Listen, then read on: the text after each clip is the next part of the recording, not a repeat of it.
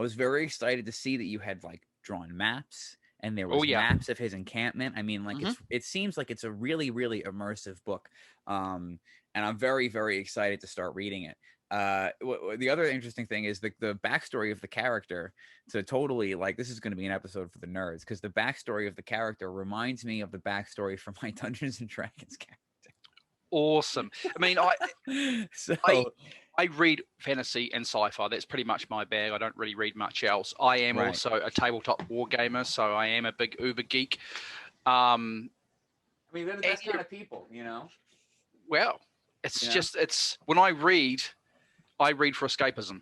So I don't want to read a thriller or a horror that could actually happen in real life or about war. I want to escape into a book, and it's pretty much what I've written. 5, 4, 3, 2, 1, 0. All engine running. Liftoff. We have a liftoff.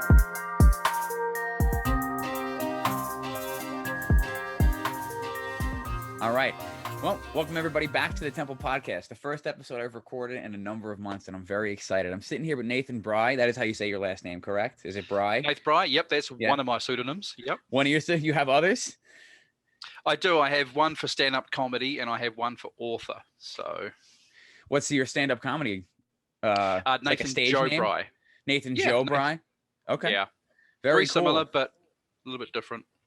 So stand-up comedian, author, quarantine writer extraordinaire, Yeah. New Zealand native. Yeah. Hmm. So the book that you have just written is called Slave Boy. Correct. And if I could just rattle off the I don't know what you call it, the summary that you gave me here. Yeah, It's feel free. the demon child, taken from his family at 5 seasons of age and thrust into a life of slavery, given a label he did not deserve after an unlucky incident that happened during the raid on his village, ripped from the arms of his parents and sailed to a faraway land and forced into a life of cruelty, beatings, and death. The only memory he has of home is the last time he saw his mother. His mother was beaten badly and being held down on the ground by outlanders. He is forced to grow up fast, forced to defend himself, and forced to deal with his growing anger and swirling emotions. Then, as if his life was not hard enough, he is thrown into the pit to fight for his life time and time again. A story of one slave's life from childhood to manhood, the friends he makes along the way, and the journey he finds himself on. I wish I had gotten a chance to start the novel in the past week since we had spoken and scheduled this Yeah. interview, but it has just been an insane week. But I intend on releasing a blog on the website for the podcast. Yeah. That's like my next project, is figuring out how to get that blog up and running. And as soon as I do complete the novel, I'm going to write a blog post as a review. Fantastic. Thank you. So- I mean, I will say enjoy the novel and ignore the errors in it. There is somehow, we're not sure, there's quite a few grammar errors that have slipped through. And every book you read has errors.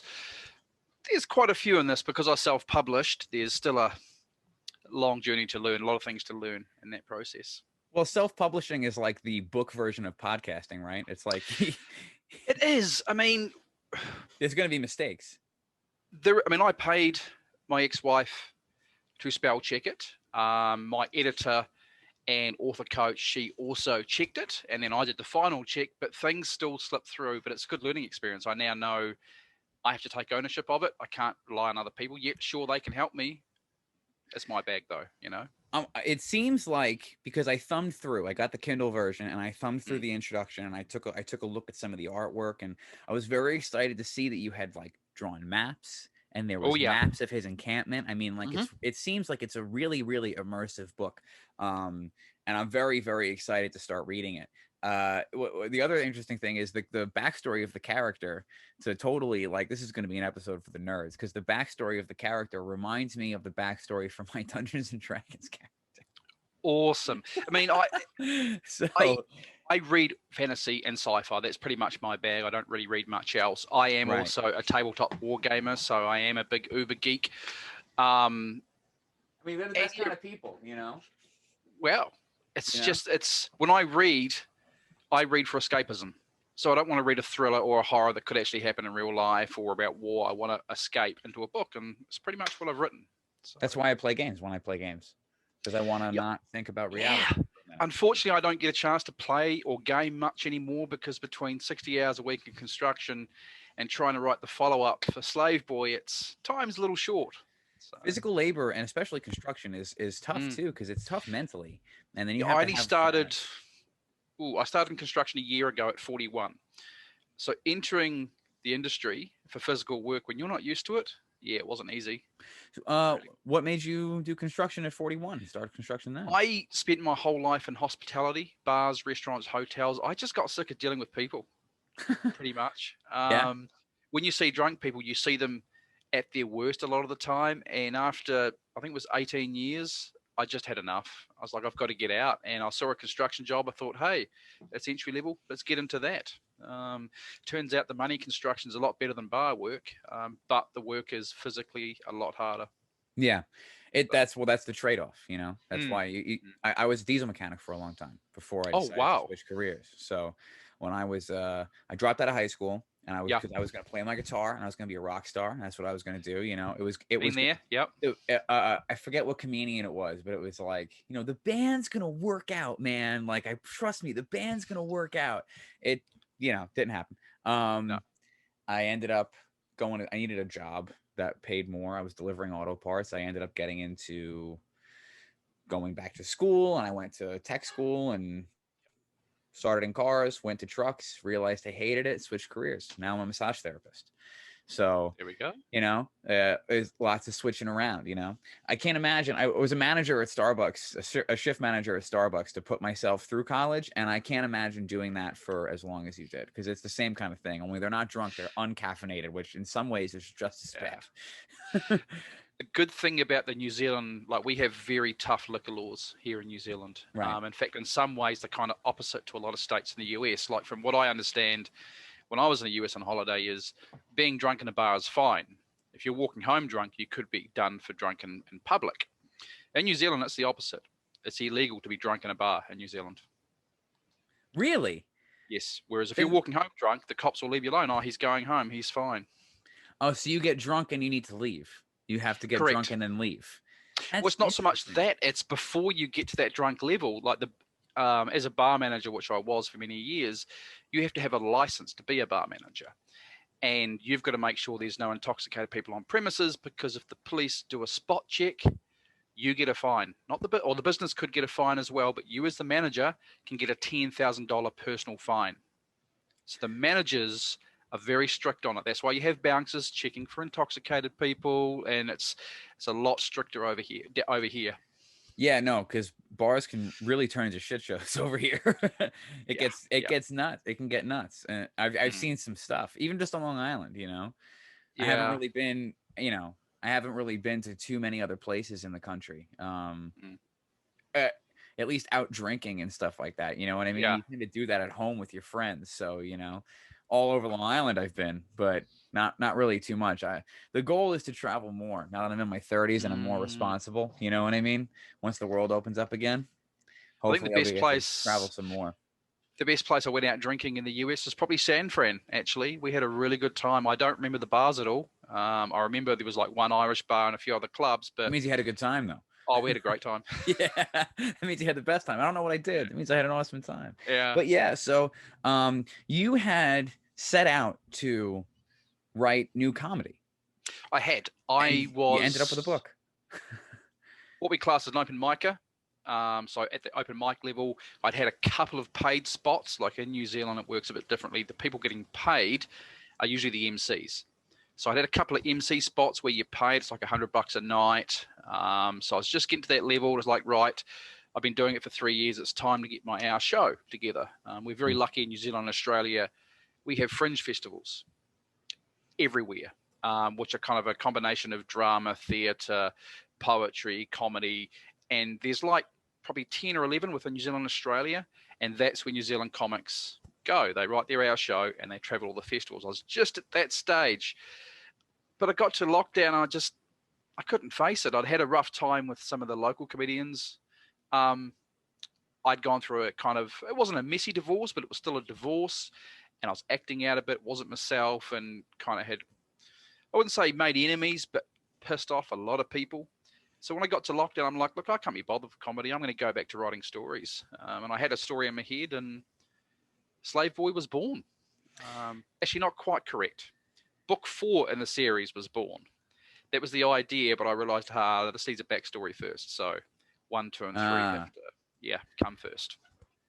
Well, not necessarily. You could have Tarantino them. You could have started in the middle and then went back to the beginning. I could have, but my brain's like, no, in order. Got to do it organized. Yeah, I have to be. Yeah. So there's going to be more to come. So Slave Boy is just the beginning. 6 books in this series. And how many books have you written so far, or are you just kind of outlining? This is the first at this stage. So this is the first Slave completed Boy was novel. the first. Yeah, I've tried 3 times before with other novels in my early 20s, but I just didn't have the life experience or the skill or the time to really focus on them. I'd get intro 1 or 2 chapters in and then lose focus. That's happened to me too. I've been told it's because I didn't have a chapter plan, which is one of the most important things my coach drummed into me was have a chapter plan which outlines the entire story first, and then you start writing, keep checking back to the chapter plan, and it keeps you motivated, driven, and on the right path. So you worked with a coach to write this book? I do. The amazing Dawn Bates. She's got 11 or 12 novels out. She's currently a website? Yep, dawnbatespublishing.com. Dawn Bates Publishing. Very cool. Mm. So what made you decide to choose a coach? The very last bar I managed in Christchurch, New Zealand, was actually a comedy bar. An old acquaintance of mine who owned bars said, we're going to open this comedy club. Do you want to run it? We'll make you part owner. You can be manager. Like, fantastic, great. Got in.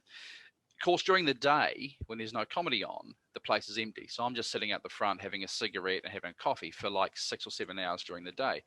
She popped up. She was just touring New Zealand as a backpacker, and she's like, hey, we sat down for like 2 days in a row and just chatted, and the connection were there, made friends on Facebook, and great. And then during lockdown or our isolation, she saw on my Facebook that I was writing a book, and she messaged, she said, hey, you do realize I'm author coach? I thought I told you. I'm like, no.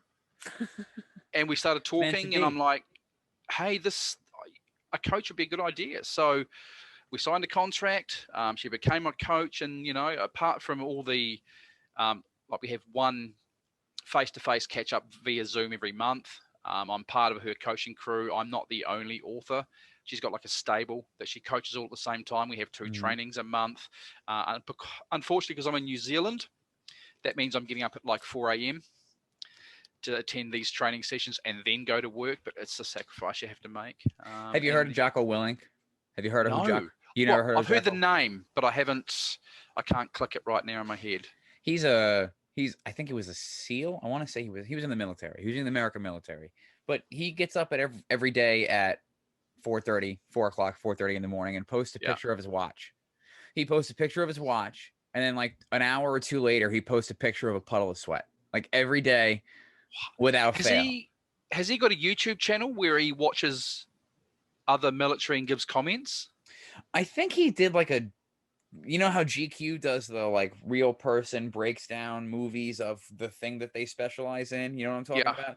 I don't know what segment that's called, but I know how they do that. I think he did one of those, but he has a podcast where he talks to like other people who have served, or he just talks about whatever. He's a very inspirational person. He's a very like him and David Goggins are the people I look to when I know I need to get to the gym. You know what I mean? Yeah. They're 100% the people I looked. But anyway, so yeah, but I think it's healthy to have to wake up that early, especially when you're waking up that early to do something. Oh, my headphones are killing me here. But I think it's healthy to have to wake up that early, do something productive and do something that's going to benefit. I mean, I'm up at 5:15 in the morning for work anyway, because I'm usually on site by 6:30 in the morning. Right. Getting up at 4 to do like an hour before you go to work. It's not too bad, but you do feel it by the end of the day. You're really a lot more run down than normal. But it's only twice a month, so it's not so bad. Yeah, that's not that bad. It is what it is. You just got to get used to it, and maybe up the coffee intake a little bit that day, and just kind of deal with it. You know, that's what ends up happening. That's what ends up happening for me, at least. It's like, oh yeah, I'm doing all this great stuff. I'm so productive, but my heart's gonna explode because I've had so much caffeine. but I made it through, you know what I mean? At least I made it out the other side. But yeah, that's really cool. I've never even heard of an author coach. I think that's Yeah, I mean, she's an author coach. She's also a motivational coach, a life coach. She fits into a whole lot of different things. Like if there's something you want to achieve in the business world or the corporate world or in the author writing world, she's the sort of person that can nail all of it. She's absolutely brilliant. That's really cool. That's a very cool topic. So now, when you first started working with her, what was the biggest change that you found between the way that you were when you couldn't complete a novel and the way that you are now, have being an accomplished author? What was the first thing that I think I call it hitting the dawn wall, because she calls you on your bullshit. And I'd never really had anyone in that, like your friends and family are supportive and they may ask little questions, but they never call you on your bullshit because they're friends and family. And even though Dawn is now a really good friend, when I first got to her, she's like, oh, have you done this week? No, I had work, I had this. And she just look at me in the camera and say, bullshit. You know, she called you on it. And it was really important. Yeah, and it's got down to the stage now where I want to do some writing, but I know I've got to get to work because I have sleep problems. And then I think to myself and think, okay, what would Dawn do? Okay, Dawn would write for an hour and go to bed. So that's what I do. So it's like what Stephen King's rule is 10 pages a day, come hell or high water. No, I did that as a comedian. As a comedian, I'd write at least 1 or 2 gags a day just to keep the brain ticking. Mm-hmm. I've tried in the last few weeks, but essentially Monday to Friday, writing in the evenings is just a no-go for me. The time I get home, I've got 2.5, 3 hours to have dinner, have a shower, make lunch for the next day, clean up the kitchen, get some relaxing in, and then I'm in bed. I think people devalue too much how worth living life that way is, though.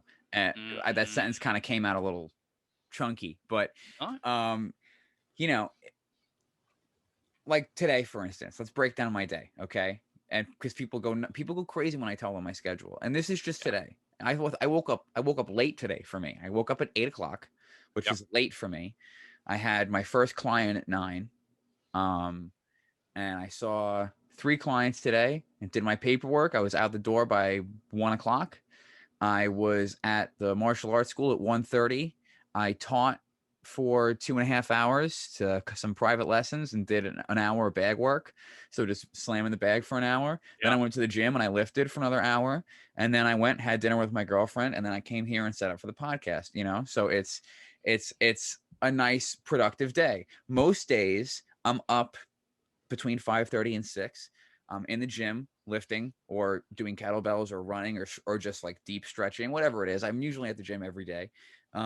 For at least an hour or 2, depending on the workload. I'm on a pretty heavy powerlifting program right now, so it's kind of a lot. Then I'll leave, go to work, see all my clients, go to the Kung Fu school, teach a class, and then take a class. Or teach a class, help with a class, because I'm not the only teacher there. I'm not the head of the school. My instructor is Sifu Greg Zilb. He is unbelievable, and he's exactly why I believe so much in coaching. Without that help, I would never be able to live the kind of life that I live, you know? And people say, when do you have time for you? I'm like, this is time for me. I don't know what you're talking about. This is exactly time for me to help me be the best person I can be. I find it, I'm glad that I have to struggle to find the time to read and to do things like that, because it's not like I'm out at bars. It's not like I'm out doing something stupid. I'm always being productive. I'm always working towards a goal. I have my main goals, which is martial arts, Kung Fu. That's my main goal. And then everything else kind of supports that, and to be the best person, you know? So, but there's only 24 hours in a day. So how do you utilize those hours efficiently? And then when you are kind of fucking off for a few hours every single day, what is the point of a weekend? Because you have accumulated a weekend throughout the week. And then even when you have a weekend, what did you throw away 2 days? Or did you spend, even if you didn't work towards a goal, even if you didn't write, even if you didn't do anything like that, did you spend quality time with your loved ones? Did you spend, if you're a parent, did you do something with your kids that's going to make memories? You know what I mean? Or did you sit on the couch and say, I worked all week, leave me alone, get me a burger? You know what I mean? Did you go out and get smashed with your friends for 2-3 days in a row, and you can't remember what you did for a couple of days, but now you have to recover on Monday from the weekend that you Yeah. had, and then Monday, Tuesday are terrible because Tuesday is terrible because Monday was bad, so Tuesday's even worse because you're catching up for Monday, and and then it becomes this vicious cycle. Yeah. When here you are, and look at what you've accomplished. That to me is an amazing accomplishment because I have wanted to write a book forever and I've never been able to. I've never been able to finish. If New Zealand hadn't gone into level 4 lockdown, I wouldn't have got the first book written. That's half the reason, and the other half is if I hadn't met Dawn, and Dawn started coaching me. So the lockdown and Dawn is what helped me get this published across the line. You still did it. It doesn't matter who helped you. You are still the one that did it, and that's what's important for people to take away from this conversation. I feel like you're still the one that accomplished that. Like my day today, you were saying about your schedule. My day being a Sunday morning, I was up at 7. I was at the hills at 7:30 a.m. I go for about a 2-hour walk through the hills. It's quite a steep walk. Put my headphones on, get some music, some doof going, and I'm charging. Back home by about, I think it's about 10:15, writing solidly till about, I think I was writing till about 2, and then out mowing lawns, getting the chores done I have to do before sitting down, having a shower, and then sitting down and having a lovely chat to you. But I'm one of those people that gets easily distracted. So like I'll be writing and, there's my guitar. I'll pick that up and strum a couple of chords. No, put that down, and then I'm writing and on my second screen is like social media, something pops up. No, I have to focus. I am very easily distracted. So I don't have the same focus it sounds like you do to get to all your stuff and get it all done. Oh no, I am a total ADHD person, and sometimes I end up like wasting time and having to rush or biting, like having to not get to everything that I wanted to do because I fell into a hole on Facebook, or I ended up watching a video for too long, or I just didn't feel like it, and I needed to breathe or whatever, or needed to do something, or there's the other thing is analysis paralysis, where you're trying to figure out what to do so long for the day that you can't figure anything out, and then you just kind of give up. That's another thing that used to be a big problem for me, that the past couple of months, not only the past couple of months, I've actually been really on top of. And again, it's all because of the lockdown. It's opportunity. You take it. There's tragedy that happened, and I understand that, and I acknowledge that, and I'm sorry for those people that experienced tragedy.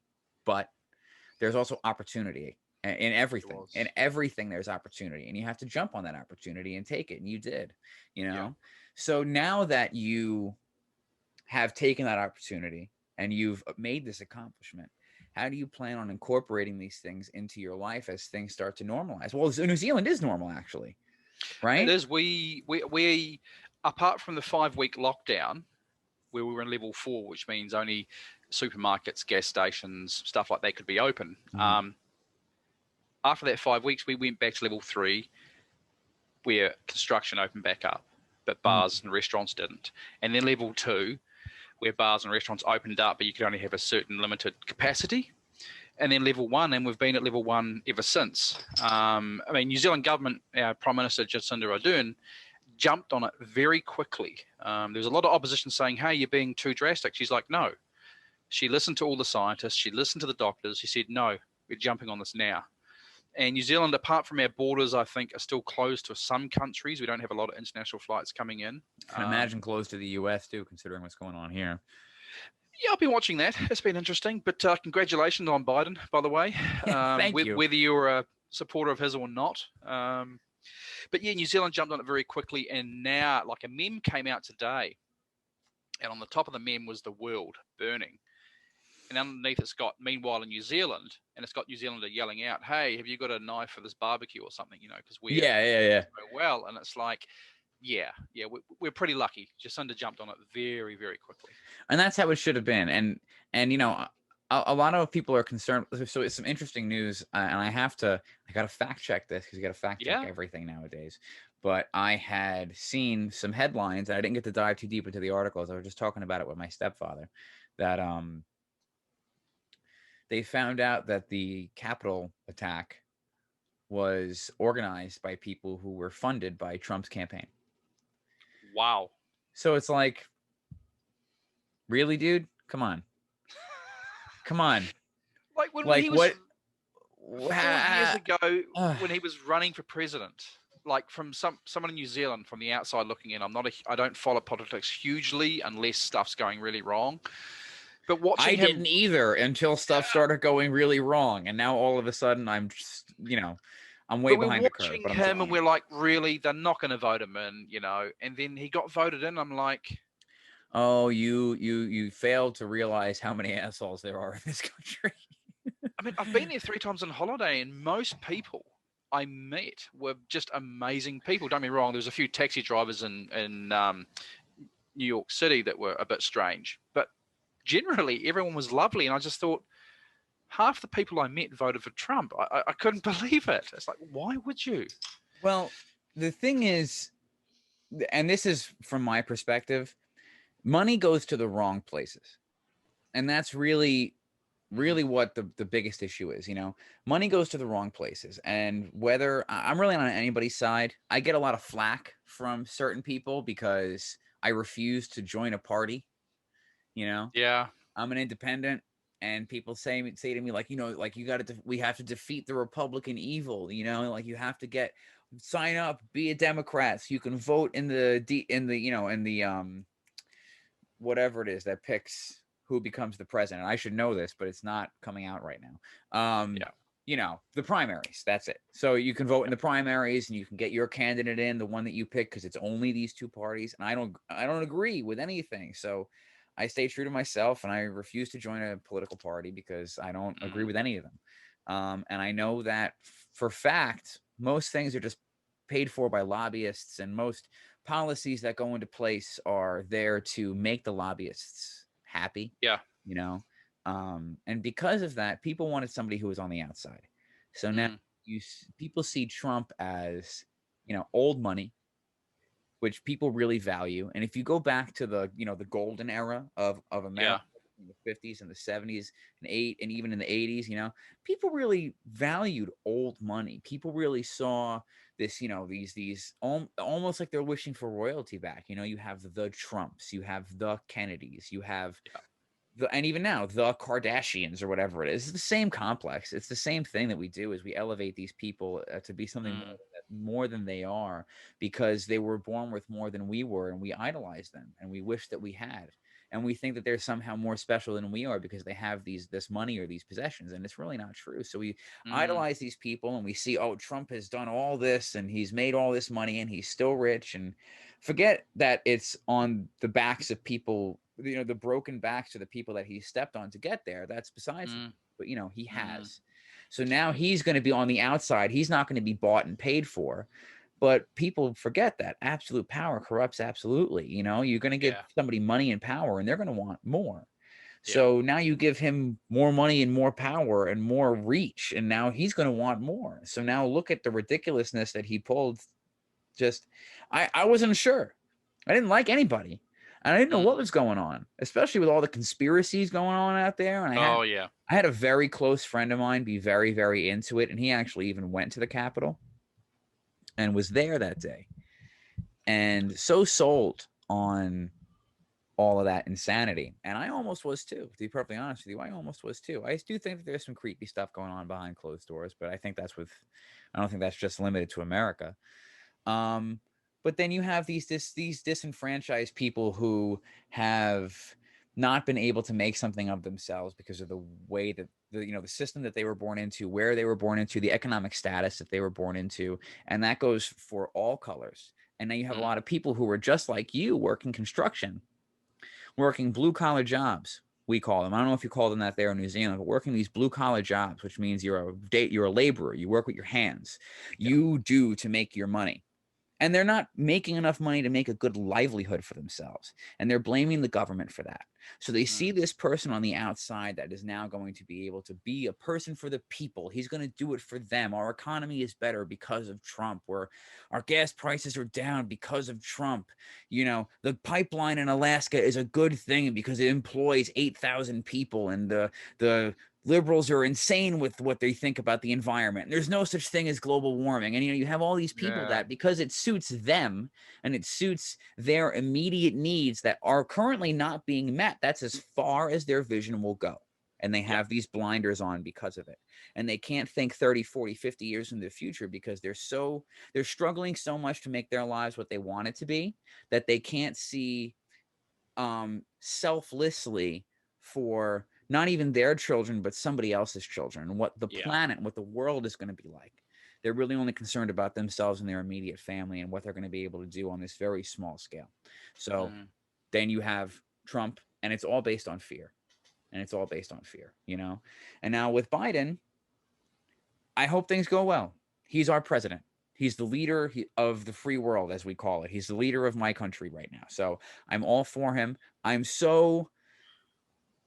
feel very blessed that I get to be alive in a generation where I got to see the first African-American president, the first African-American Secretary of Defense, and the first female and half African-American vice president of the United States all in one lifetime. I think that's pretty cool. So I want to see, from the outside looking in, I want to see the first female president. That's what it's just like we've had some very good prime ministers in New Zealand, but I think my two favorite have both been women. And like, look at Jacinda Ardern. She had some pretty tough tests. She's our prime minister, Jacinda Ardern. She had the Christchurch, because I'm from Christchurch, New Zealand, and you may remember back in the news we had some mosque shootings. Did you? I did not know about that. Yeah, it went around the world quite a bit because it was an Australian man who had gotten in with the wrong crowd. He was very white pride. He took some automatic weapons into a mosque and killed like 40 people. And that was her first challenge as prime minister. She'd only been in a few months. She came on TV. Please forgive me the terminology. I'm really not up with it. But the Muslim woman wear the headscarf. She was wearing one. Hijab. I think it's called a hijab. Yeah. Yep. She was wearing that. She was with them. She just brought a sense of compassion to the job because she cares about other people. She had that to deal with. She had COVID to deal with, and she's done very, very well. And she's just got in for her second term. And New Zealand political system's odd. Is probably the best way to put it. I mean, we are kind of like America, where we have pretty much a two-party system, the Republicans and Democrats. But in New Zealand, we have a thing called MMP, which is mixed member proportional. So when you go to vote, you have two ticks. You vote for your local member of parliament or MP or politician who's in your electorate. That's one vote. The second one is for your favourite party. All the parties in New Zealand only need to get to 5% threshold, and they get one seat in the House of Representatives.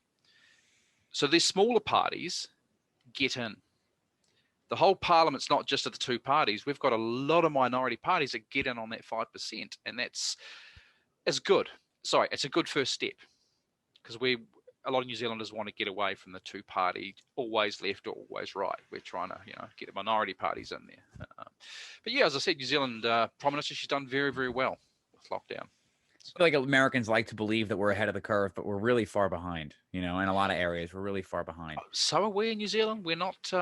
We've had a lot of firsts in this country, but we're a very small country. We've only 5 million people. There's more people in New York than there is in New Zealand.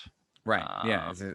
I find that stuff crazy to me. Like, I saw, I was watching on Netflix, they have Inside the World's Toughest Prisons. And he's in Greenland. And there's like 54,000 people in Greenland. And I'm like, how many people live in this town? And it was that many people. So as many people are in like the township that I'm in right now, are in that entire country, which just blows my mind. 5 million people isn't as many as it sounds like. It's really not that many people. No, I mean, our country, we're roughly landmass, I think, the same size as Britain, except they have, I don't know, 25, 30 mil or something like that, whereas we have 5. And that's why we have a lot of green land. We have a lot of native forest. We have a lot of recreational land owned by the government. So that's why it's so beautiful here. The most I know about New Zealand is when I was a kid and I was obsessed with Lord of the Rings movies because Oh yeah, I'm 31. So when the first movie came out, I think I was like between 10 and 14, yeah, somewhere in there. And so I was enamored. And then we got the extended editions. And in the extended edition DVD sets, they had the behind the scenes discs, like disc 3 or 4, I think it was. yeah. And in there, they have this whole thing on the Weta Workshop. And the Weta Amazing, Workshop isn't it? based out of New Zealand and all the stuff they did. Oh, I wanted to make swords forever. And now they have Forged in Fire. So I say to my girlfriend, I'm like, we're going to own a house and I'm going to build a forge and I'm going to start making swords in like my 40s and 50s. Like, that's going to be what I'm doing. I'm not going to make you a table. I'm going to make you a blade to wield, you know? I met some of the crew from Weta Works. Well, they were working with Weta Workshops to make all the chain link mail. Mhm. We had like an Armageddon Expo here in New Zealand. That's kind of like all your like Comic Con kind of geeky stuff. Yeah, And yeah. I met them and talked to them, and they're telling me about the process they make through the armor and what they did for that film. Just amazing. What they do is just amazing. I mean, it's just that it's just such a cool, creative job to have, you know, and thing to exist. It's so cool. But anyway, so we're talking about I don't know how we got here from New Zealand politics. That's what I'm talking about, ADHD. No, it's fine. But so now your love of science fiction and fantasy is what led you to write this book to begin with. Yeah, So I mean, carry on. Sorry, I'm interrupting. oh no, not at all, not at all. So your love of science fiction is what led you to, and fantasy is what led you to write this book to begin with. So now, what kind of world is this novel set in? Set the story, set the stage. I mean, obviously, it's not set on Earth. It's a different world on its own. The world itself doesn't have a name because the technology they're so primitive so far. They don't know the name of their planet. They don't realize they're on a planet or there's other planets in the solar system. It's very, very, very archaic's not the word, but they're not up to scratch in science yet. Very cool. Very cool. Is this like high fantasy? Is there magic involved? Is there No magic? I do read magic in my fantasy, but I'm more there for the sword, the axe fighting, the tactics, stuff like that. One of my friends questioned me recently, said, why haven't you got magic? It's like, it just didn't seem to fit in the world I was in. You know, it's just very primitive. I mean, there's no siege engines. So that's how primitive they are. I mean, they have steel, they have axes, they have swords, they have shields. There's no catapults, there's no trebuchets, stuff like that yet. I've started right at the beginning. So. Did you do a lot of research into how technology kind of evolved on Earth to? No, which is concerning.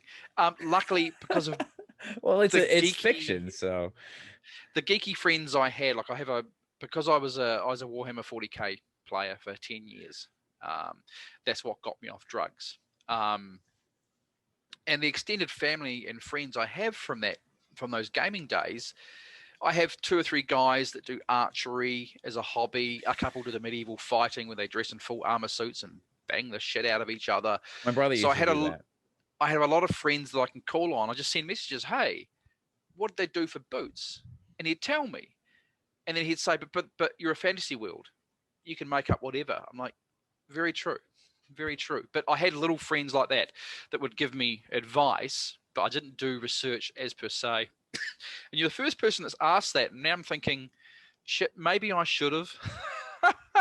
I mean, it seems like you had good sources to begin with, you know, and not everything has to be so precise and on point, especially, yeah, he's right. It is fantasy. You can do whatever you want, you know? Yeah. You can do whatever you want. It doesn't really make a difference. What was the inspiration that made you decide to write a story like this? I mean, my writing process is very different. Like, from a very small child, I built stuff in my head to get to sleep. Like as a 5 and 6-year-old, I was picturing my dad's car with machine guns and a jet engine on the back and stuff like that. Right. And then I got to my early 20s. I started building a home for myself and my first wife in my head. That's what got me to sleep. As I got to 30s, I was branching out and building like a cathedral, and the detail, where this beam goes, where that structure goes, how the bricks interact. It was that detail that got me to sleep.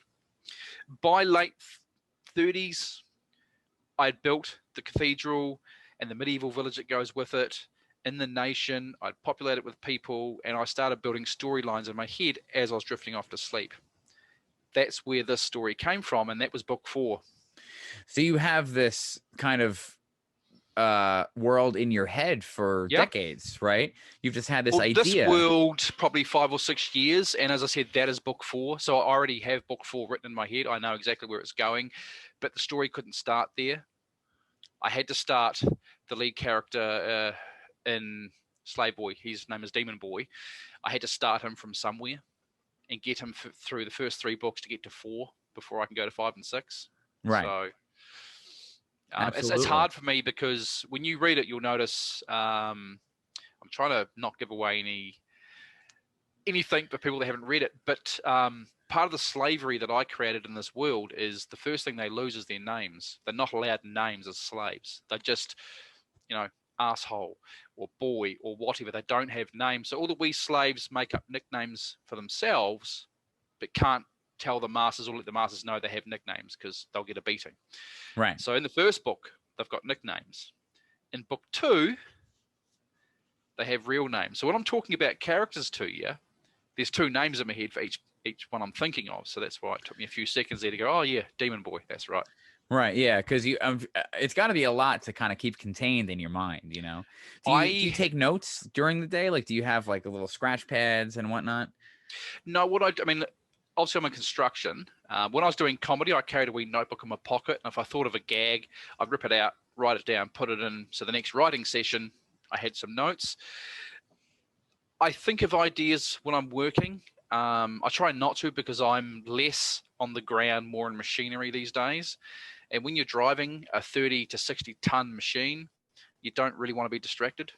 I had an incident about a month ago where I rolled a 60-ton truck on its side. I wasn't daydreaming or thinking of the book. It was just I was on a large notebook.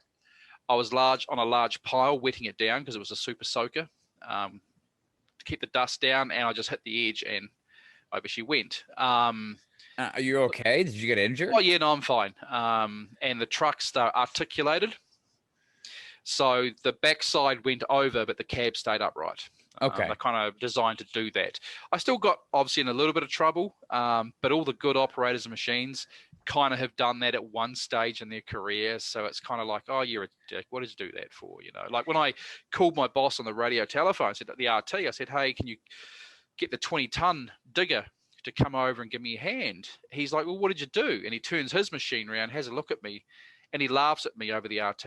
That's the kind of thing it is. You kind of get you get a pass on the first one, I would imagine. Kind of. I mean, I still, as I said, got in trouble. But I mean, anyway, I wouldn't do it again. No. I can't think of the book too much when I'm at work. But you're right. When I'm in writing mode on my first monitor, I have what I'm writing. The monitor to my left is the internet for any research. And on the third monitor, because I'm a gaming geek, I have 3 monitors, I have a spreadsheet. And that spreadsheet is all the information for the book. There's a word count sheet. There's a names sheet so I can keep track of everybody's names. That's where the chapter plan is. That's where the name of the countries are. I had to create a measurement system for, you call them yards and stuff like that, and miles. I had to create a whole new system for that. So the spreadsheet is probably one of the most important things for me to keep things correct. I'm always referring to it. I think that's so cool. It's so interesting. It's like, it reminds me of thinking about like when they talked about going through Tolkien's office after he had passed away, and they see like all the notebooks and scraps of like him creating languages, and he has the alphabet up and like the other letters and then the extra letters, because then he started to get really crazy with and these things need to make these sounds, and he makes Elven. That's like a language and a complete language that he created. That kind of in-depth creation is what got me so into Dungeons and Dragons in the first place. So my brother and I have been training together for a number of years, but I started before he did. So he's got about 6 or 7 years in, and I'm at about 9, like we were discussing before. And he's my stepbrother, just so we know. So there's always that kind of separation, because now, I'm a black belt. I'm a certified instructor under my teacher. So when he doesn't get to call me Ed when we're on the floor, he has to call me by my rank. He has to say like, yes, Lao Sure. My rank is Lao Sure. He has to say yes, Lao Sure when I self-talk to him at the school. Obviously, that doesn't happen when we're at home, but we really get to see each other when we're at home because I'm always all over the place and our schedules don't really line up. So I wanted something locked in that bonded us and kept us together because I've regrettably, I've kind of lost touch with my stepsister. We haven't really talked much over the course of a few years, and I would like to kind of talk to her much more often. But again, she lives in Mm. Virginia, and so it's harder for us to kind of be close and keep in Yeah. touch. Sure. But I wanted something to keep us close, so I was like, oh, he loves Dungeons and Dragons, and he's always wanted to be a dungeon master. I've never played Dungeons and Dragons before, not like since like one off Mm. when I was 13. And like once with my friends, but I never joined a campaign or thought about role playing or acting or character creation or being in depth. But that kind of expression I think is really important, and I found is very helpful for your mental state because you get to be completely outside of yourself for a while and Mm. thinking about something else entirely. And I had thought about, co-authoring a book with him for our campaign, for this campaign, because the story that he's written, because you're kind of co-authoring this tale because you're improvising and role-playing as you play, but he has this place where he's trying to guide the story to, and we have our characters within it, Mm. that we have to then be true to those characters and have backstories for our characters and think about it. And it's interesting because the summary for your here is my character in Dungeons and Dragons. His name is Victor, and he's a dragonborn, so he's a dragon basically. Um, and he was also a slave who was forced into gladiatorial combat. Wow. Because in the version of Dungeons and Dragons we're playing, there's a popular podcast called Critical Role where they play Dungeons and Dragons and just post the episodes. You know what I mean? Each session they play is another episode. So they'll play these like 3-4 hour sessions, and then this is this long episode in this story, right? And Matt Mercer, the guy who started that show, is a popular voice actor, and he created a whole world within Dungeons and Dragons, which is now 5e, or the Wild Mount, which is what we play in. And in that, there's two kinds of Dragonborns, one which used to be a slave race, and one who were the overlords of this slave race, right? And so there's this kind of racial drama between the two kinds, and mine was the one who was a Ravenite, who was the slave race, and that's kind of the whole backstory of Yeah. how and why he is how he is, because when he was a kid he was a gladiator, and now he's not anymore, and he's bitter and resentful, and he's drunk, and he's an asshole, like, so Yeah. and even the characters you create, we find they're not perfect characters. No. So you make these things and you create these things, and I think it's really important to be able to be creative, even freer, if that's something that you want to. If that's something if that's something that makes you feel good, if that's something that you want to do, if you Hmm. have this desire in your mind to create, or like you have these ideas swimming in your head. So now you had said that playing Warhammer, which is like the other thing we joke about it, because like the store that we like, because we'll paint minis and stuff like that, and we'll Yeah. go to this. I miss painting. I really do. I have. Oh, they're not in this room actually. It was right over here, but I think that's in the D&D bag. All the minis that we painted. I was Yeah. gonna pull up to the camera, but they're not in this room. So yeah, but like that's like the whole thing with Warhammer. So we're Mm. getting into painting these minis, and I'm like, I see why people like Warhammer. And my Yeah. brother goes, "You can't afford it. You can't afford No. Warhammer." No. Like, it's funny because when I lived in Australia for 4 or 5 years, it was a very short time, but even though I tried drugs before I went to Australia, when I got there, my experience kind of exploded, and I wouldn't say I was dig deep in the drug world, but I was using heavily recreational, and I just started selling when a friend kind of gave me a verbal slapping and said, "What are you doing?" So when I got back to New Zealand, I didn't want to fall back into that trap, and I knew my friends played 40K, so I went and I bought an army, and it turns out that Warhammer 40K is probably just as expensive as drugs. You had to pick. You had to pick one. I mean, hey, whatever works. You know what I mean? Like at that rate, like whatever works. Who But I cares? played for 10 years and I had a good group of mates. We got to the stage where we formed our own little secret club. There's like 15 or 16 of us. And we traveled to New Zealand competitions on road trips, Wow, that's drank really a cool. shitload of alcohol. Like we wouldn't go to bed that weekend. It'd be gaming during the day, the Saturday, drink all Saturday night, game all Sunday, hop on a plane and come home. You know, we had some great times. I Really have a did. friend of mine who talks about the 80-20 lifestyle. A lot of people hear like, I don't do drugs anymore. And they think you have to be this like pristine Christian individual who is just like, the Yeah. only time you drink alcohol is when your priest hands it to you. You know what I mean? Yeah, Like yeah, the yeah. only Sunday morning service is when you're allowed to drink wine, as it is the blood of Christ, you know, as you drink a beer, right? So Mhm. cheers. But Yeah. so I mean, I wasn't an addict. I wasn't right. like a full-on drug addict where I'd hit rock bottom. I was heading down that road, a very like I'd use every Friday, Saturday night when I was out partying, and it got to the stage like on a Wednesday night, I'd use as a pick me up before the weekend. So I was heavy recreation, not an addict, but definitely heading down that road. I was just lucky to have a very good friend living with me who saw the signs. He found the stash I had of stuff I was selling, and he sat me down and called me on my bullshit, basically.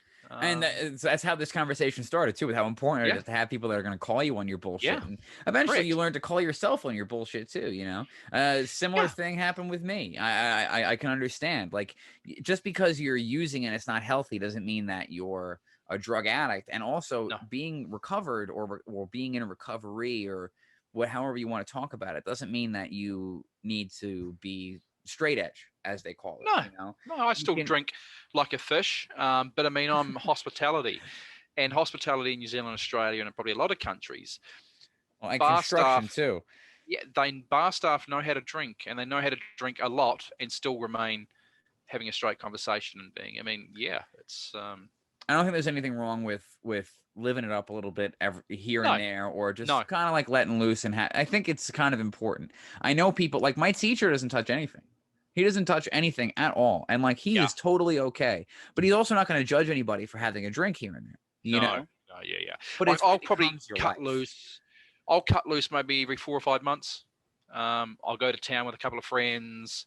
You know, you set yourself a budget, you go out 12, 14 hours, have a really good night, you know, meet some ladies, talk to people, connect with everybody.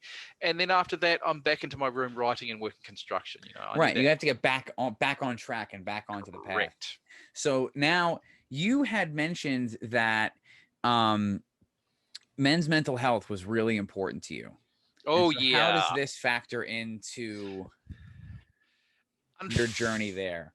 Unfortunately, like when I got back from New Zealand, I got back to New Zealand, I met my second wife, and I was very up and down. At the time, I was a postal worker. I did have a wee break from hospitality, and I was working as a postal worker. Our postal delivery offices are different in New Zealand because they're on a push bike, on a bicycle.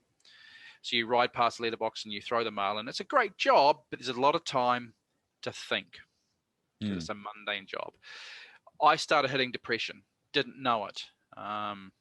My wife at the time said, "Hey, maybe you should go check this out." So I went to the doctor and we did some tests, and unfortunately, he said, "People who've done the drugs you've done don't always recover." So my serotonin levels are constantly, well, they're stuffed basically. And serotonin, as you know, is what keeps you level.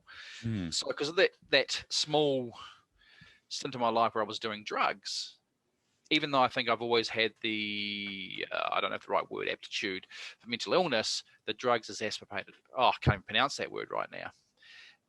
Increased it, if you know what I Propensity and mean. Thank you. exacerbated. I think that's Thank where you. we're at. Yes. Yes, we are. Sunday afternoon. Maybe too many beers. Um, It's all right. It means so yeah, we're having a good talk. That's all. Nice I've conversation with a suffered couple of drinks. from depression and anxiety for the last 12 years, probably longer than that, but I never knew it. That does also come from an overactive imagination. Um, but without that imagination, I wouldn't have got a book published. So it's kind of give and take a little, you know, it's a constant fight. I think an overactive imagination is also kind of our defense mechanism against those kinds of things. You know, I've talked a lot um, about depression and anxiety Mm. and mental health in and of itself, and also, I don't often focus in on just men's mental health. I do try to talk, not that there's anything wrong with it. I'm just, I generally tend to speak more broadly. Yeah. However, as a man dealing with depression and anxiety, you don't admit it. You're not told that it's No. okay to kind of think like, oh, that's what it is. I just have depression and it's something I need to deal with, Yeah. just because that's, you're a bitch. That's kind of, that's how it's looked at. Or when I was a kid too, Yeah. like, it's like, oh, you're just weak. You're just kind of a bitch. It is what it is. Like, Yeah.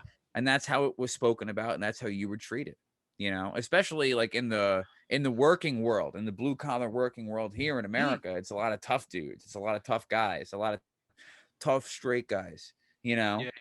and Like in New Zealand, men's mental health has really come to the forefront in the last decade. It's been ramping up, and now we have television commercials saying how important it is for men to seek help, because they did a survey, and apparently in the 15 or 16 to like 27-year age group for men, we have the highest head per capita of suicides in the modern world in New really, Zealand.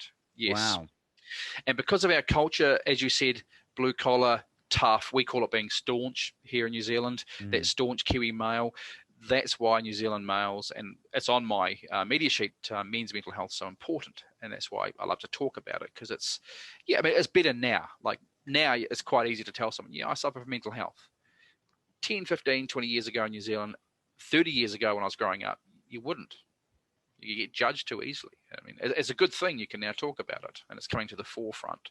100%. I think it's really important that we do discuss these things and let people know that, like, it's okay. It's okay to not be okay. That's really important for people to understand. Like, it's totally okay to not be okay. Now, in your struggles with mental health, is that what played a role? Because some people, after they've left one marriage, can never recover and find themselves in another one. The first marriage, we married far too young.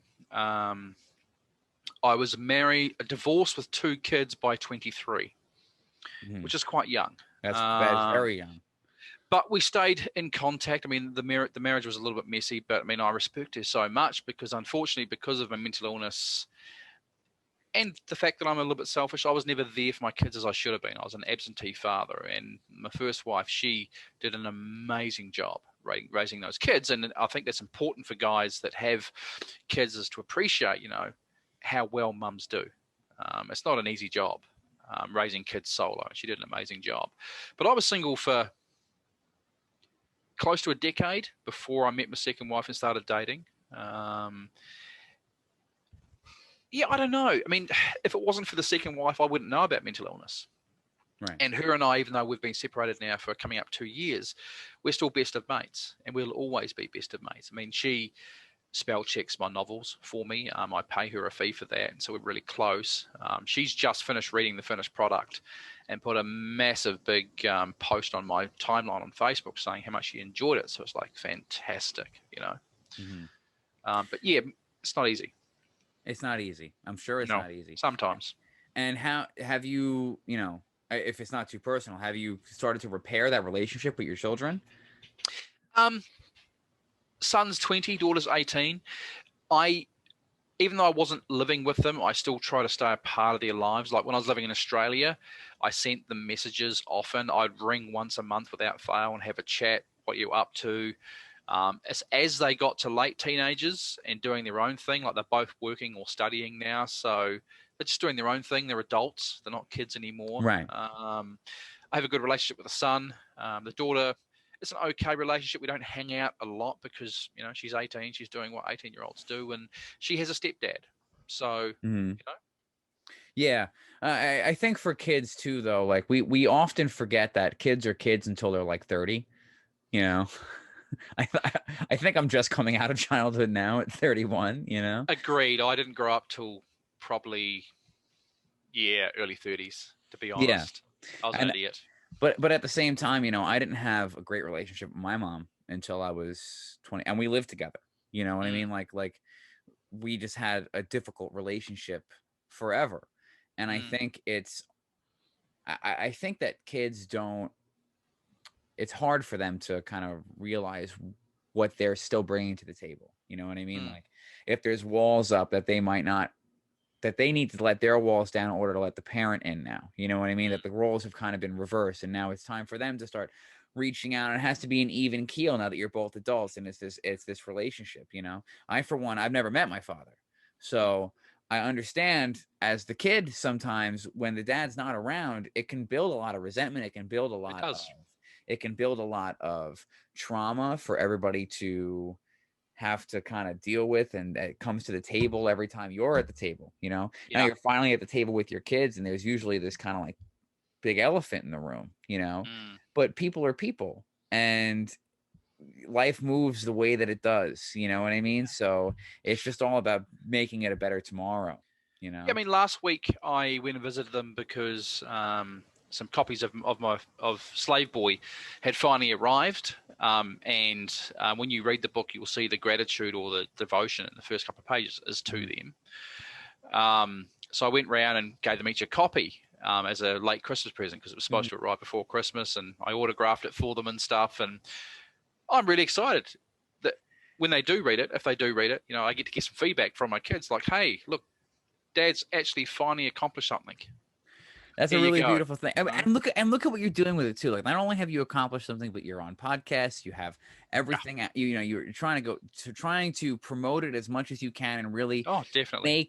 make something out of this thing that you've I finally mean, the done. main drive for me was I asked this when I was about 25. So I'm 42 now. So 25, I know my best quality is I've got a huge imagination.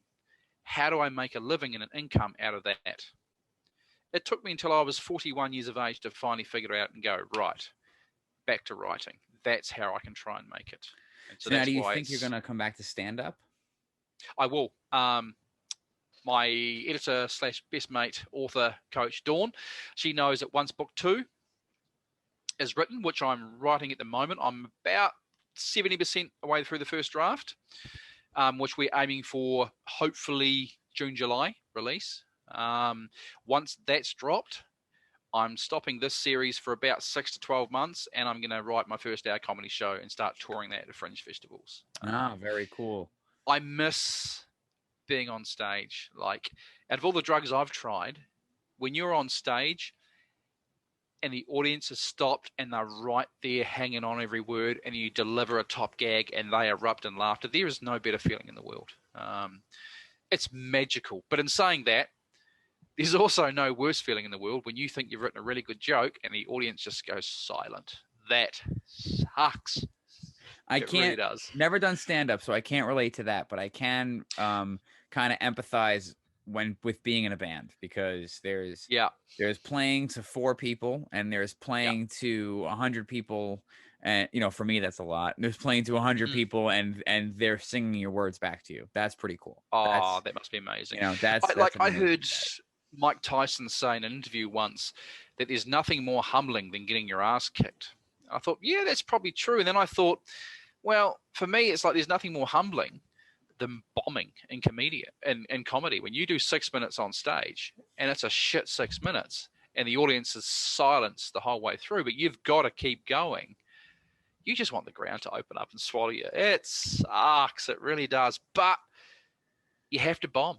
It's just Oh part of the man, process. what was the worst bomb you've had? I was still married to my ex-wife Christine at the time, and she's of Chinese descent. So what I did was I made a whole 6 minute set on my wife being Chinese. Actually, no, that wasn't the worst set. The worst set I ever did was I wrote this set on how terrible I am with women. But it was too early in the comedy. I didn't have the skill or the experience to deliver it properly. So instead of being a 6 minutes on Nathan's really bad with women, the set came out like, I hate women, you're all shit. So I delivered this for 6 minutes. The whole front row was a hen's night. Oh no, that's the same thing as a bridal shower, right? that we have exactly here? the same. Right. Okay. And they're all sitting there like this, arms crossed, looking at me with daggers coming out of their eyes. I had a Oh my few God. drunks in the back who were laughing at some of the gags. I mean, the set wasn't bad. I just was inexperienced in delivering it. So instead of being, I'm really bad with women, it came out as, women all suck, you're all bitches. That's how it came across. And it was a horrible set. I've got it on film, I think, somewhere, because I record all my sets. I've only watched it once. I'll never watch it again. But that was probably the worst time I've ever bombed. So stand-up is back on in New Zealand. It was shut for that 5 weeks we're in lockdown. Right. And a lot of the comedy clubs, we have one of the oldest comedy clubs in Auckland's called the Classic Comedy Club, and that's where all the New Zealand big comedians are and stuff. I mean, they had to start from memory. A lot of the comedy clubs in New Zealand, we've only got about 4. It's only like 4 comedy clubs in all of New Zealand. They had to start FundMe pages or Patreon pages and get donations. That's the only way they could stay alive. New Zealand was very lucky. Our government, I'm not sure what happened in the US when you guys were in isolation. Our government gave us weekly payments as subsidies. So if you had a full-time job, you got $585 a week while you're in lockdown and couldn't work. So you could survive quite comfortably. Small businesses and stuff could take loans, interest-free loans and stuff, the government to survive during the COVID lockdown. So financially, our government really helped us out. But the big comedy clubs, they didn't get access to the same grants. So, yeah, they struggled.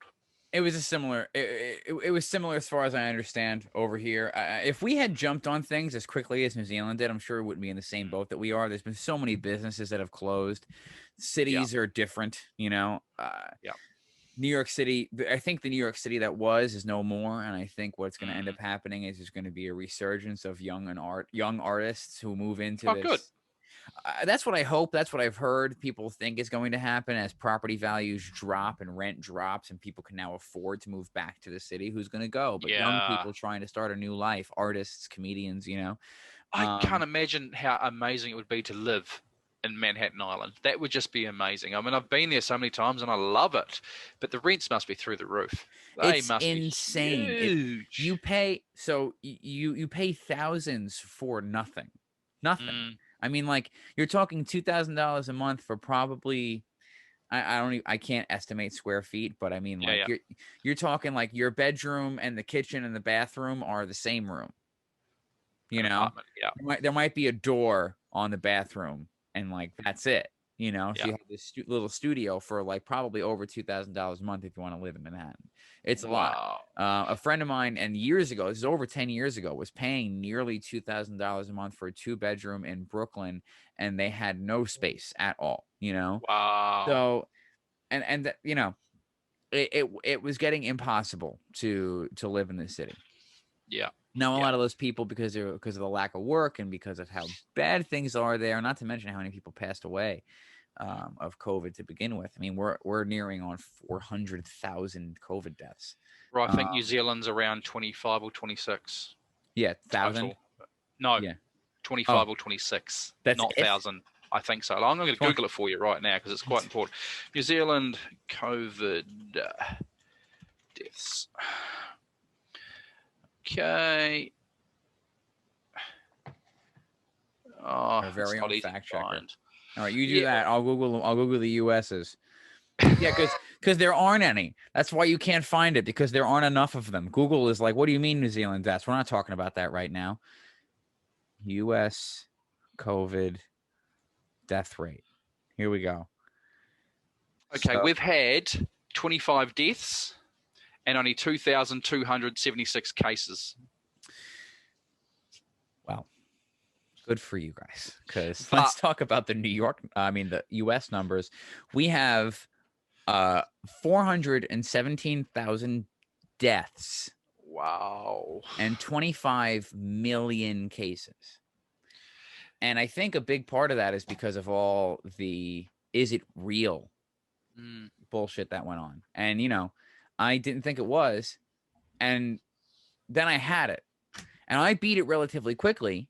But that goes to show you how important it is to take care of yourself. And also that age really probably does help, you know? Yeah, like it's interesting because like I hadn't really heard much about COVID I heard a couple of guys at work talking about it, but I'm busy working. I didn't have time to take it in. And then a day before we went into lockdown, 2 days, the site I was on, because New Zealand had gone to level 3 lockdown, which is the second highest level we can go to, they closed that site down. I'm like, what do you mean don't come back tomorrow? Oh, we're closing the site down because of the lockdown, the health COVID thing. I didn't understand what was going on because I don't watch the news very often. And then the next day at work, I was told, no, that's it. You're on holiday for we don't know how long. What? So for me, it was a total shock because I don't always keep up with the news. I'm kind of in my own little world a lot of the time. And I must admit, though, during the lockdown, a lot of New Zealand was glued to the TV every afternoon at 1 p.m. because that's when the Prime Minister gave her update on what's happening around the world and what New Zealand's doing. And we were all glued to it. And, Our governor in New York took the same initiative and was doing that at the same, being on the TV, at least, I don't know if daily, but a lot, talking a lot about like, okay, here's what's happening. Here's what we need. Here's what's going on. Here's what we have to do. We have to work together. There was a lot of pushback, there's a lot of us versus them happening right now and a lot of division. And I'm hoping now that, I have a couple of friends even that were, oh no, COVID's a conspiracy.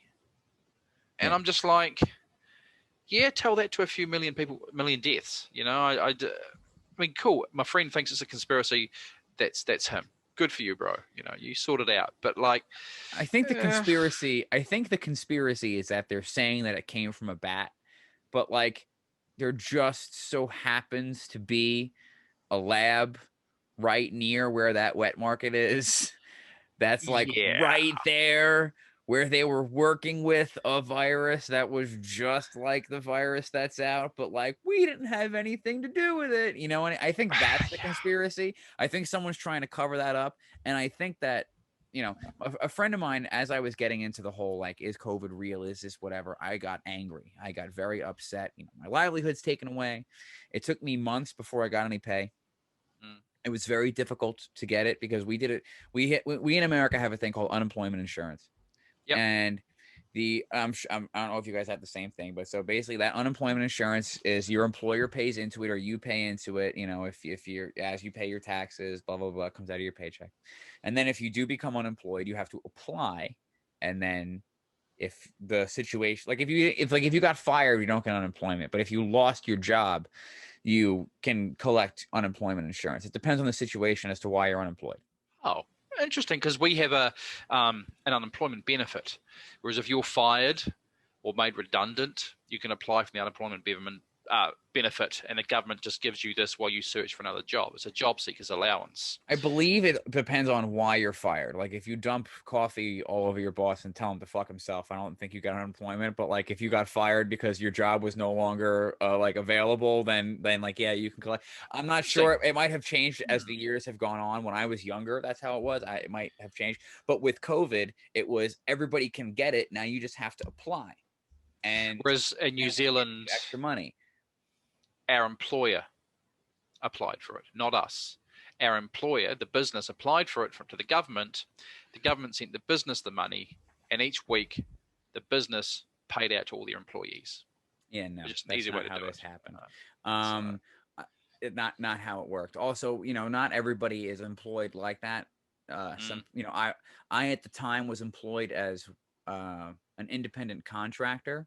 So I paid my own taxes as well. So it got a little hairy as to why. So some people didn't approve for unemployment at all, even though they were unemployed from COVID, and it took months for them to sort this kind of thing out.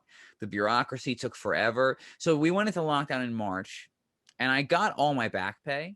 You know what I mean? Like all the weeks because you were supposed to claim every week, and I did get all the weeks that I claimed for in June. Wow. So I didn't get any money. Wasn't paid any money from March until about the middle of June. And I locked down in my girlfriend's house with her family, and they can all tell you I spent hours calling again and again and again because the phone lines were blocked out and you couldn't get through. So this happens to all these Americans. And then what you do in the middle of phone calls, you go on YouTube, and QAnon tells you that lizard people are putting viruses so that the Democrats can drink baby blood. And you're like, you know what I mean? So it's like, Yeah. and some people are just so angry that, and I had a good friend of mine, I didn't know what to believe. So I started sharing some of this stuff on Instagram and Facebook because I was just pissed. Yeah. And I didn't know what was going on, and I was confused, and I admittedly believed some things that are untrue. I admittedly was wrong about some stuff. And a friend of mine said something kind of profound to me, and he was like, the truth is often more boring than we wished it was. Yeah. So Interesting. the Yeah. the truth is often, and I sat with that statement for a while, and he was always kind of like my older, wiser friend when we were growing up. There's some stuff I probably still owe him a good punch in the gut for, but that's growing up. But he said that to me, and I kind of sat with that for a few months, and I was like, the truth is often, he's correct. Mm. Truth is often much more boring than we hope it would be. Reality, as incredible as it can be, is also a little mundane from time to time. So maybe the situation really just is that, like, maybe the World Health Organization covered stuff up. Maybe it did come from that lab. Maybe it didn't. But at the same time, if we knew that China was experimenting on something and they screwed up, what would happen to the world economy? Who would want to go to war? You know what I mean? What country would take action against that other country and start this international chain of events that we wouldn't be able to undo? So maybe it's better that we just kind of deal with it the way that we're dealing with it. However, America, because of our lack of leadership, could have done a lot better. We could have done a lot better. And I think your Yeah. country is proof of purchase of how much Yeah, better there was another. They released a meme a few months ago. Well, not a meme. It was like I suppose some kind of thing that popped up on Facebook of the kind of top countries that had done well to isolate COVID-19. And New Zealand was up the top there. And there was a couple of, like, there's a Norwegian country. I can't remember which one, but of course, the top 3 or 4 countries that had done well were all female prime ministers. And I was like, interesting. Oh, well, women are too emotional to lead a country, right? they're gonna get their periods and hit the nuke button and blow us all up. Which is the most ridiculous bullshit From I've my ever heard in my life. experience, I can't talk for all women, but most women I've met, they don't have that same egos us men have. I don't know. All I can say is that That goes New back to Zealand's the men's mental health thing you were talking about before. I'm sorry not to interrupt, but no, it's that all right. goes back to the mental health thing you were talking about before, about how, like, men can't express, men have to be a certain way. I think that's so dangerous. And yeah, 100%. It's not because they're female. It has nothing to do with gender. It has nothing to do with your genitals or your sex or your hormones or whatever. Nothing at all. Whatever. It has to do with the social stigmas behind who you are when you were growing up, which creates these psychosis almost, that you have to be a certain way, right? Do you agree? Yeah. I mean, it's just, as I said, all I can comment on is what I've seen within New Zealand politics, and the female prime ministers we've had have just shown a lot more compassion for what's going on around them. Our first elected prime minister, Helen Clark, brilliant. We all called her Auntie Helen. That was our name for her. People would approach her in the street and say, "Hello, Auntie Helen." It wasn't Prime Minister or, Mr. President, as you'd call in the US. It was Auntie Helen. It was fantastic. And now we've got Jacinda, who's amazing. It's really an interesting juxtaposition. You know what I mean? It's a very interesting juxtaposition. I think that what ended up happening, I think that, and this is just theorizing out loud, Yeah. If this was 2017, the response would have been much different. I think if the election wasn't looming and that he risked losing the votes of the people who said, what about me? What about my livelihood? I think if he didn't risk losing those votes, that he would have shut down properly. Or at least listen to the advice of the people whose advice he should have taken. Yeah. I think that would have changed things dramatically. But with him trying to keep happy his supporters, who, we've all seen who a majority of those supporters can be. I know the media blows it up. Not everybody who supports Trump is like that. I actually see a lot of people who support Trump who are very spiritual, very woo-woo, as you might want to call it, who believe in a lot of what some people might think are crazy things, and Yeah. and because of their belief in the fantastic, they also fall into the traps of these conspiracy theories, and they believe that he's the one who's going to drag us out, because And then I again, saw yesterday he was banned. His account's been banned from Twitter. oh, that was a few weeks ago, yeah, but well, I'm a bit behind, but I laughed. I stopped when I was doing some supermarket shopping when it came up on my phone, and I laughed my ass off and just thought, how can you ban the president of the United States from Twitter? That's hilarious. it's hysterical, but there's a lot of, again, there's a lot of us versus them with that. Yeah, it would be. Everything is very controversial nowadays. Oh, Everything it would is be. super Yeah. controversial. So some people are saying like, he's the president of the United States, he's talking to the public, you can't stop him from talking to the public. You're right. He's the president of the United States, so he's allowed to hold a press conference. He's allowed to go on the television. He's allowed to broadcast over the radio. Twitter and Facebook are privately owned companies. Correct. I heard that. Yeah. They can do whatever they want because it's their shit.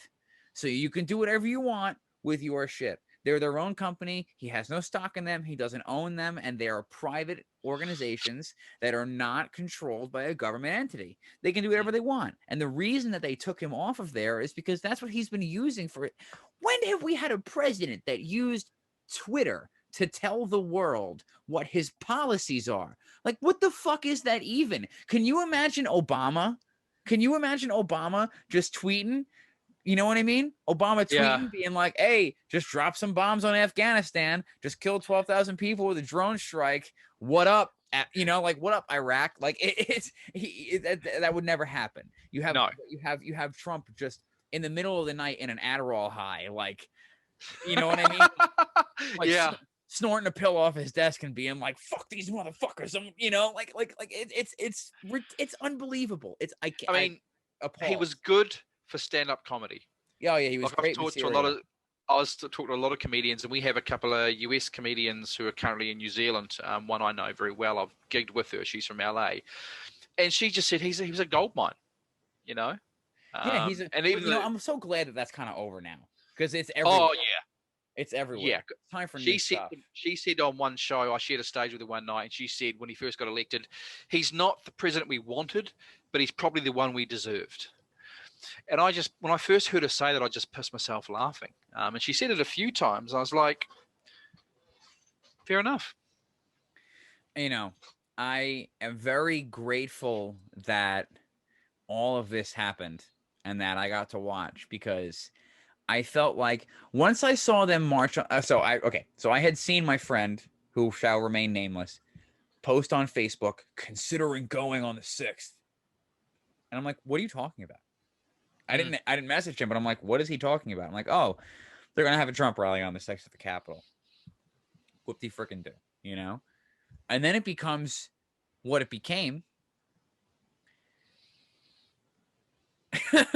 And it felt like everything that I had thought that I would, everything that I had thought where maybe another 4 years of the same would be better than the havoc that I had heard the Democratic policies could wreak on our economy and our policies and blah, blah, blah.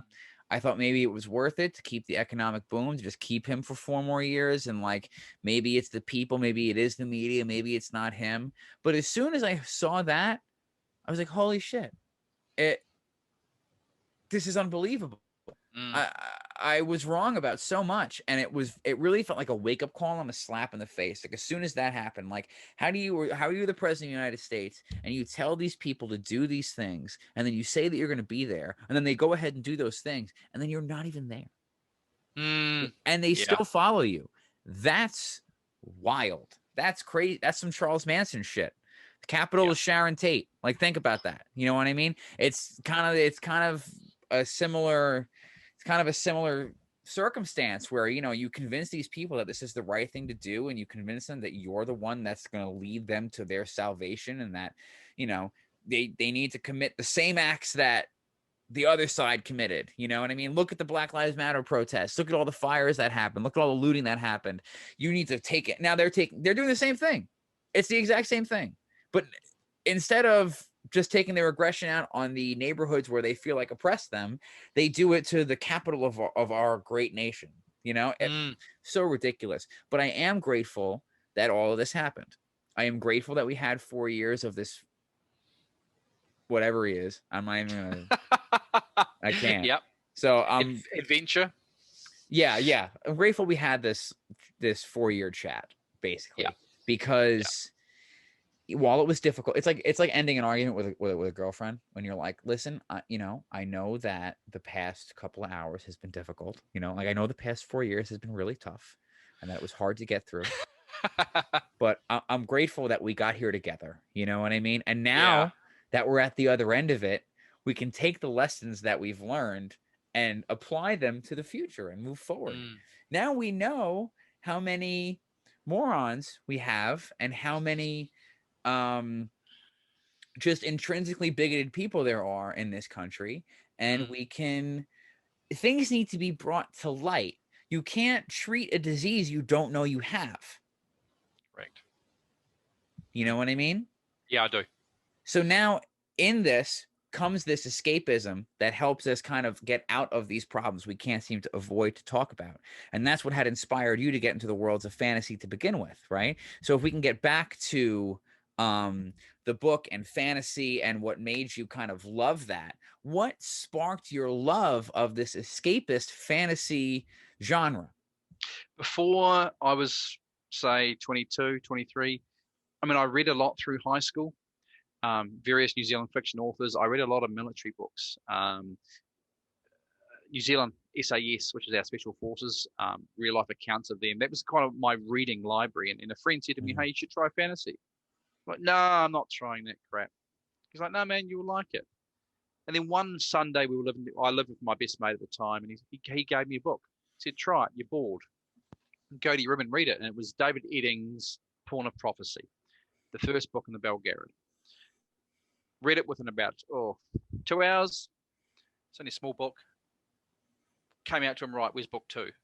I threw through his 10-book series very, very quickly, and I never looked back. And that's what got me into fantasy. And I just kept finding another author I liked and finding another author I liked. And because I'm very fortunate where my memory's not the best, I can read novels. So every 3 or 4 years, I'll go back through that series and read it again. And I still enjoy it. And I'm still picking out things I didn't get the first time. Unfortunately, I had to sell my library. I went up to the North Island comedy circuit to try that out. Life got into trouble up there, so I had to sell everything I owned to get back to the South Island where I am in New Zealand. But yeah, that's what got me into fantasy, was my friend giving me a David Eddings book. So you sold everything you owned in order to keep doing Correct. comedy? No, I went up to the North Island comedy circuit, which is in theory more paid work for me. That's where I was going. Right. In the space of 4 months, I lost 2 places to live and 1 job. In the last week where I made my decision, I'd lost a place to live and my job in the same week. I said, hey, that's 3 things happening. That's 2 apartments and 1 job. That's 3 things. Something's not going right. I'm going to go home.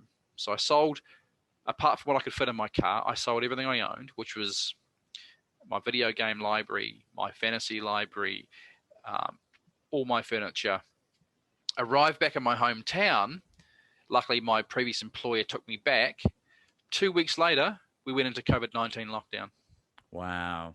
So if I'd been stuck in the North Island with nowhere to live and no job, things would have been very, very difficult.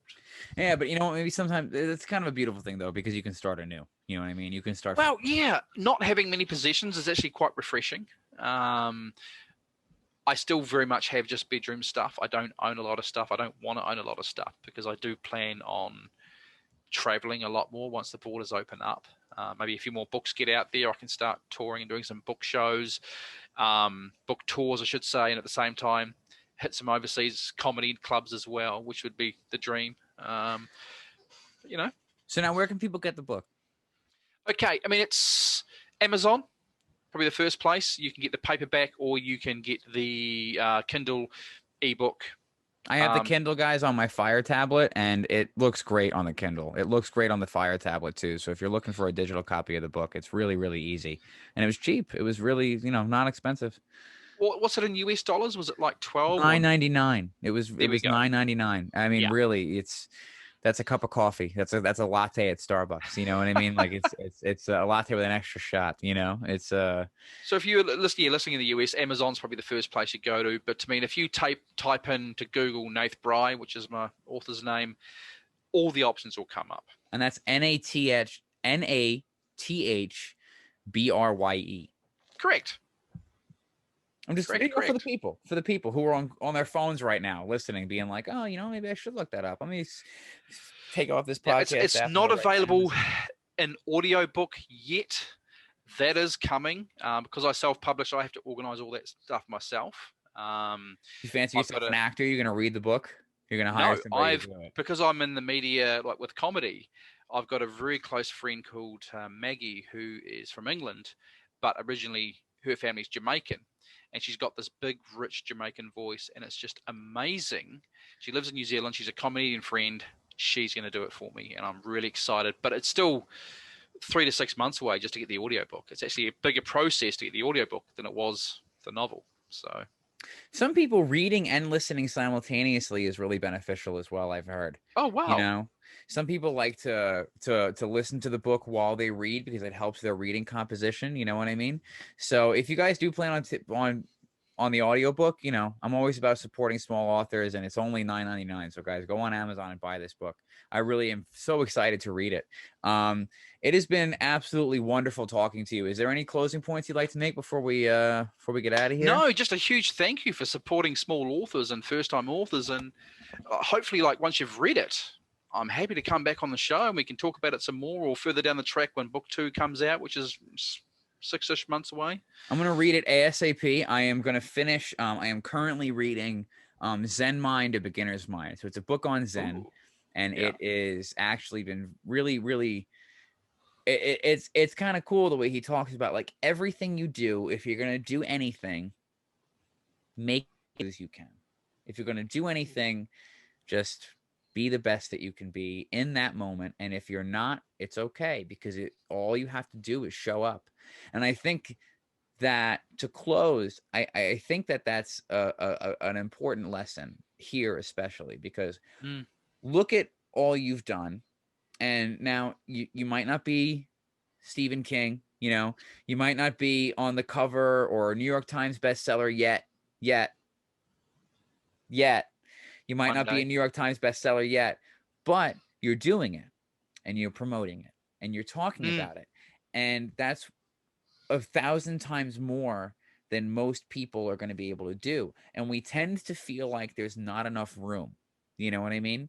We tend to feel like there's not space for us, and we don't start because there's no room for us. Who am I? Who am I to sit in my bedroom and start a podcast? You know what I mean? Yeah. Who am I to write a book and go ahead and promote it? It's going to be shit. Whatever. Who cares? Who cares if it's bad? The first one might be bad, and then you just keep going. I'm sure you had, even in your media sheet that you sent me, you talked about you in what was it, 90 days? You had the first, or you had 90% of the first draft. So you had to draft it, and you had to work with a coach, and you had to make it good, and you had to go through it, and you had to get all the imperfections out, and you had to make it right. And that takes effort, and that takes work, which is daunting. And again, you talk about that analysis paralysis where you think about it too much, so you don't. But then here you are, and you just went ahead and showed up every day, or maybe not even every day, but you said, this is the day of the week where I can show up for X amount of time, and you just made it, and you did it, and here you are. And now you have book 1 of this series complete and out there, with so much more on the horizon that I'm very, very excited to catch up with, to keep up with, and see where you go from here. I'm very, very thrilled to have talked to you. I can't wait for this book to blow up. I'm sure it will. I'm very excited for you, and I can't wait to give it a start. So probably make it through the rest of the Zen book this week, and I'll probably start your novel next week. I'll shoot you a message when I start it. All right. Oh, and shoot me a message when you finish it too, because I want to hear your feedback. I really do. I will, absolutely. It's so beautiful talking to you. You have any social media or website you'd like people to link to? No, I'm staying pretty incognito. I mean, you can follow me, Nath Brye, on Instagram. I post up videos on there, and I will be starting to post more videos in the next few months of my process and how I write, because I have had a few questions saying, where do you come up with this stuff? So there's some videos on there. There is a Facebook page called the D-Mock Chew series, which is the name of the 6-book series. Updates also go on there. So follow those pages. DMOC. No, sorry, I've just gone blank because I've been drinking too much beer. Let's just go back here, back to my social media. Right, pages. DEMOC -CHU, D-Mock Chew. Where that came from was the original series for the book series was called the Demon Child series. There's already a trilogy called the Demon Child series. So D-Mock Chew is actually the Outlander language for Demon Child. I had to create a bit of the language in the book for it. So very, very cool. And now you're more. I even talked about it. You didn't even let it slip. Very good at keeping things under wraps. I can't wait to see what I discover in this novel. I haven't read any fiction in a while too, so I'm excited to kind of break that chain with your book. Thank you so much, guys, for tuning in again to Temple Podcast. My grand return, the first episode I've recorded in a number of months, and many more to come. So please stay tuned. Keep up with Nath Brye, guys. Support a new author, help the algorithm, help small authors and small artists who are just starting out, really break the mold, break through those barriers, break those algorithms. Go to his Instagram, Nath Brye, follow, go on Amazon, buy the book, buy a copy of the book, or buy the Kindle version of the book. It's anything will help. If you'd like to become a supporter of the show, you guys can go to patreon.com/templpodcast, Temple Podcast on YouTube. I'm at Temple LMT on Instagram, and templpodcast.net is the new website for the show that is under construction, and it will be up very, very soon. So, Nathan, thank you very much. Thank you, Edward. It's been fantastic. Absolute pleasure and a privilege to talk to you. Really appreciated it, and I hope to have you back on as soon as I finish your book. All right? Fantastic. Great. Thank you very, very much. You have a great night. Thank you. Thank you. Bye-bye. 4, 3, 2,